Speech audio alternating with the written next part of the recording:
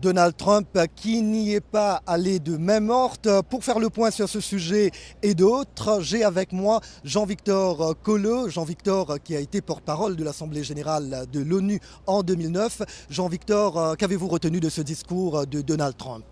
Écoutez, ayant été porte-parole de cette auguste maison en 2009, en 2008, mais aussi en 2007, je dois dire que ce discours était très important parce que c'est le discours du président du pays hôte.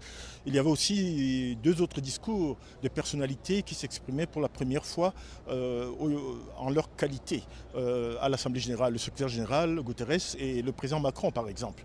Et donc c'est la question du multilatéralisme, c'est la question de la réforme des Nations Unies, mais c'est aussi la question de comment aboutir à la paix dans le monde. Je pense qu'il faut prendre en considération tous les avis. C'est cela même l'Assemblée générale, faire que tout le monde vienne participer et donne son point de vue.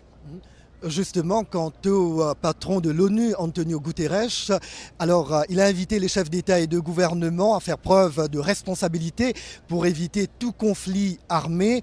Alors quelle lecture faites-vous de sa première allocution à la tribune de l'ONU? Écoutez, l'ONU est pour la paix et l'ONU va faire tout ce qu'il faut, n'est-ce pas, pour qu'il y ait, comme l'a dit le secrétaire général, une organisation encore plus efficace dans le maintien de la paix et surtout dans la prévention de la paix. Je me souviens déjà que la question de la paix était très importante, que ce soit sous la présidence de M. Trekkie, de M. Deys ou de M. Koutessa en 2015, quand j'ai servi comme porte-parole. Mais en réalité, l'ONU peut aussi, quand il faut protéger certaines populations, opter pour des moyens forts. Mais là, c'est le domaine du Conseil de sécurité qui peut faire usage de la charte et qui parfois déploie des forces de maintien de la paix ou alors ordonne l'usage de la force pour préserver la vie de populations qui autrement ne seraient pas sauvegardées. Côté africain, c'est le chef d'État guinéen, Alpha Condé, président en exercice de l'Union africaine, qui a ouvert le bal pour le continent. L'Afrique qui réclame 2 sièges permanents et 5 non permanents au Conseil de sécurité. Alors Jean-Victor, vous êtes également du bureau du conseiller spécial pour l'Afrique. Cela va-t-il devenir réalité un jour ? Il faut l'espérer. Je dois dire que c'est l'occasion ici de rappeler que la réforme de l'ONU dont nous parlons tant ne se limite pas au secrétariat ou aux organes principaux. Il y a une réforme très importante qui est discutée, qui est celle effectivement de la réforme du Conseil de sécurité, qui est l'un des organes principaux avec l'Assemblée générale et d'autres organes.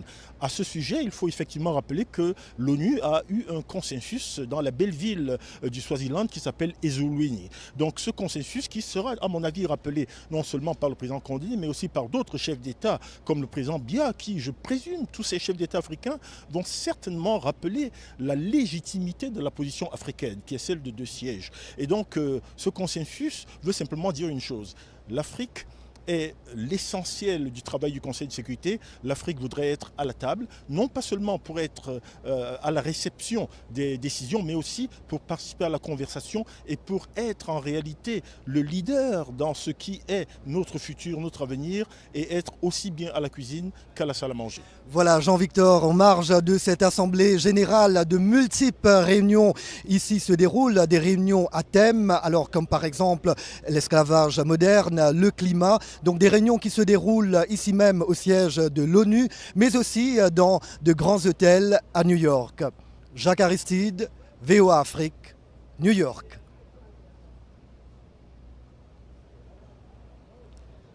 Ok, maintenant on va faire 1 minute pour le site web et Facebook. Hein. Voilà. Donc la 72e, quand est-ce que ça prend fin? Le vendredi ou lundi? Alors, ça prend fin au milieu de la semaine prochaine, le débat général. Ça, c'est jusqu'à ce que tous les chefs de délégation, y compris ceux qui sont mis à affaires étrangères, aient parlé. D'accord, donc on va faire une petite minute maintenant. Voilà, ok. So, I'm now gonna do that 1 minute, like 1 minute thing. Ok, voilà, ok, voilà. Ok, voilà. Les travaux, non? Yeah, ok, voilà. Les travaux de la 72e session de l'Assemblée générale se poursuivent ici au siège de l'organisation à New York. Évidemment, pas mal de sujets à l'agenda. Il y a par exemple l'impasse politique en RD Congo, il y a les affrontements ethniques en Centrafrique, il y a le terrorisme au Sahel, mais aussi les tensions avec la Corée du Nord et aussi la réforme de l'ONU. Alors nous avons assisté hier à 3 grands discours. Une première en fait pour 3 dirigeants qui ont pris la parole hier, Jean-Victor Nkolo qui est avec moi ici, Jean-Victor qui est du bureau du conseiller spécial pour l'Afrique.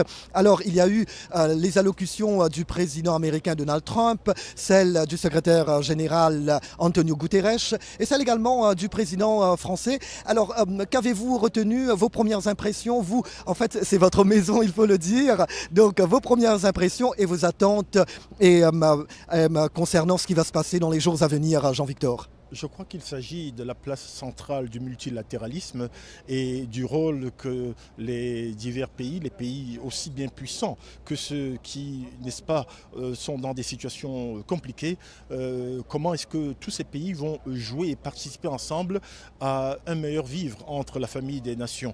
Donc pour ce qui concerne l'Afrique, il n'y a pas que les questions de maintien de la paix, il n'y a pas que les crises, il y a aussi la nécessité de financer le développement, de gérer la question du changement climatique. Donc l'Afrique voudrait prendre entièrement part à ces travaux, à ces délibérations.